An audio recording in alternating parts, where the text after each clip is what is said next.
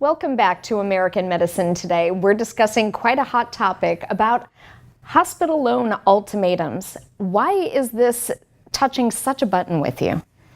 Anything that is associated with the distortion on responsibilities in medicine makes me pretty upset. Our mighty Obama destroyed the healthcare and nobody complains about. Right. All these problems that he created then mushroom in society. Okay. And once these problems became involved in society, there are elements in society that are very important for survival. Like education, is healthcare, is food, okay? Well, when you talk about healthcare, the destruction that these men did to healthcare then mushroom down to responsibilities to the insurance companies and to the people.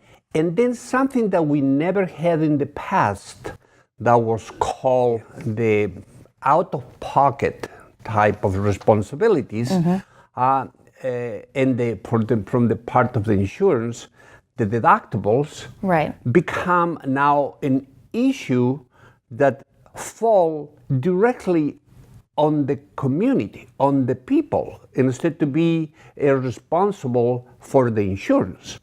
Before in the past, you apply to the insurance, then they give you the insurance, and then you go to the doctor, and the doctor was pay, the insurance pay, and that was it. So you're saying no deductibles ever existed until Obama? I know better than that, though. Well, they didn't have this type of a mushroom in the insurance. So you're saying they're adding things. I know that there were deductibles and there were out of pockets, but you're saying they're adding other costs in there? They never were the deductibles that the people were unable to pay. Okay. So what happened is the deductibles were maybe $50 or $1,000. Not 5 or 10 or 15. Like but now you go to an insurance and they cheat you.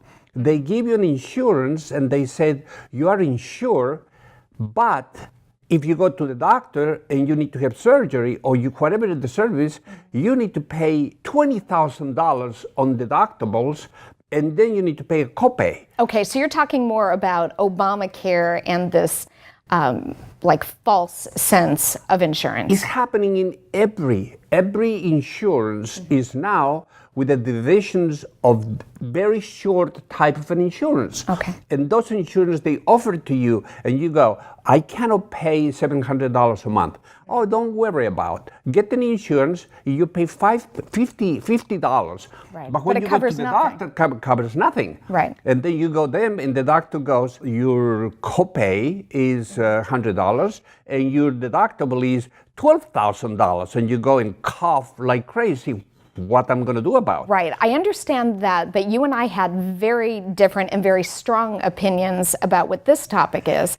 I saw it as somebody's in the hospital. They gave case studies where a woman was in labor. She fell. She got rushed into the ER. She's hooked up to IVs, and they come running in saying, pay $830, I believe it was, and pay it now. She said, no, I don't need to pay that. She knew a little something about insurance. Because she said no, the only amount that was needed to be paid was $130. Well, how many unknowing people are shelling out $830? Yeah, but that is the surface. Somebody's cheating you. Okay. Okay? Because that information is false. First, anything is being done by the nurse practitioner. And second is being done by Kaiser medical group, okay? So one is socialized medicine, and the other one is a nurse who knows nothing about how this system is working. Okay. The next thing that happened is when they said to you that you need to pay $800, well, you have the right to deny.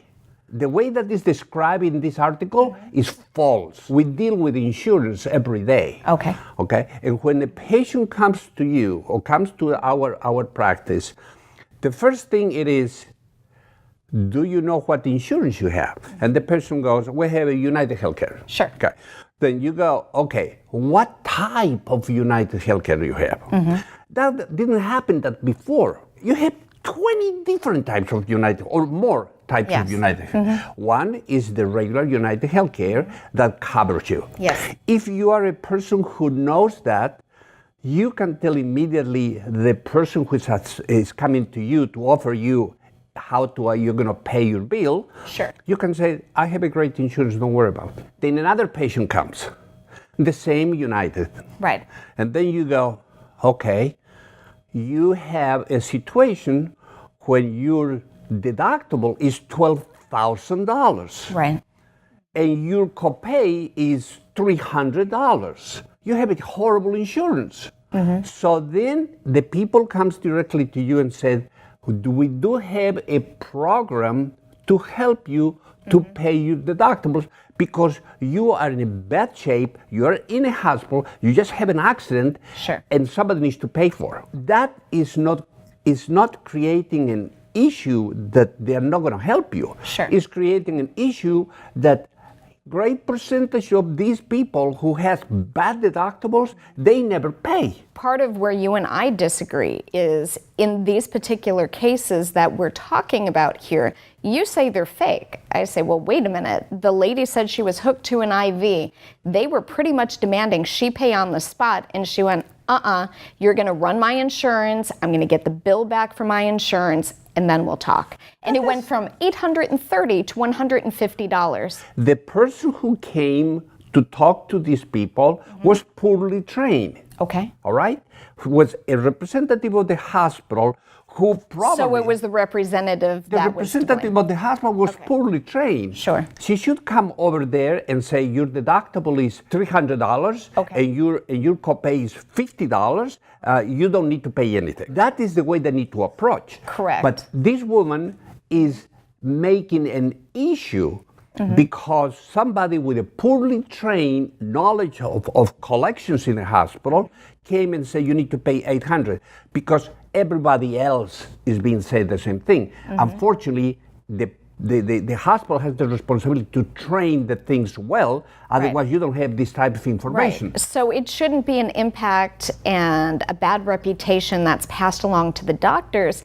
It should be to the hospital and those in billing and collections that are doing the wrong thing. That's what I have a problem with. No, supposed to be an understanding that we need to stop blaming hospitals and blaming doctors, because the real truth is we need to start to blame politicians for the garbage that they create, because the insurance company are not going to sit and wait for corrections for the politicians. Right. They're going to act in the economy of the company, and they're going to say, we're going to do this, and the people need to pay.